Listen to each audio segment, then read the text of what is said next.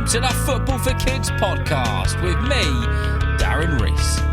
You would have noticed that there hasn't been any new episodes on here for a couple of weeks.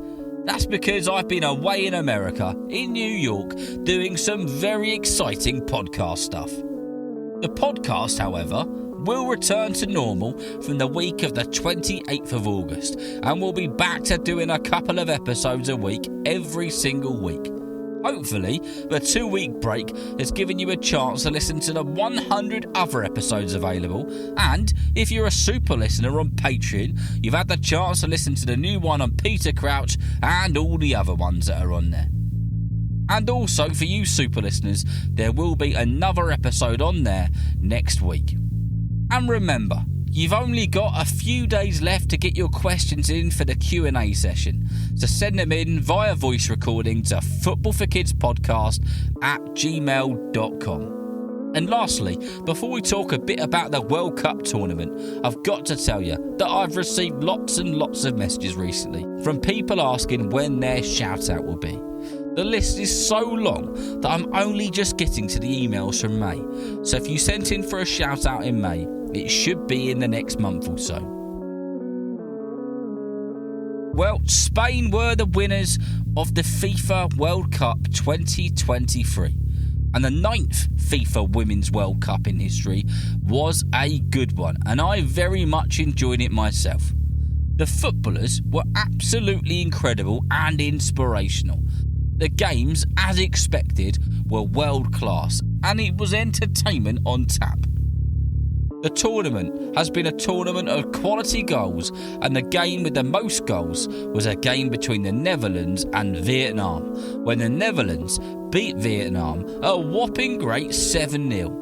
England had a pretty big win as well, when they beat China by 6-1, and Norway, they had a big one as well, when they beat the Philippines by 6-0.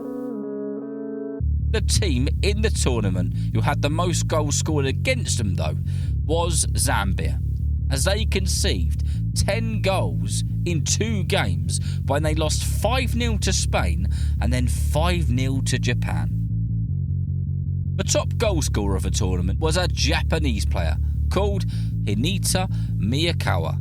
She banged in 5 goals for her country, and one of the joint 3 players with the most assists in the tournament is England's Lauren James. This World Cup was the most attended since the competition began, with just short of 2 million people piling into the stadiums across 2 countries to support their teams and watch some of the most brilliant football. Not only did nearly 2 million people pack into the stadiums, but the games on TV broke records around the world, with the England versus Australia game smashing Australian TV records. The final ended up being England versus Spain, and what a final it was, packed with drama. England hit the crossbar, Mary Earps made one of the best penalty saves of the tournament, but Spain were just a little bit too good and walked away as world champions. I am so incredibly proud of the Lionesses and how they represented England, and there is nothing wrong with losing when you give it everything. And that is exactly what they did.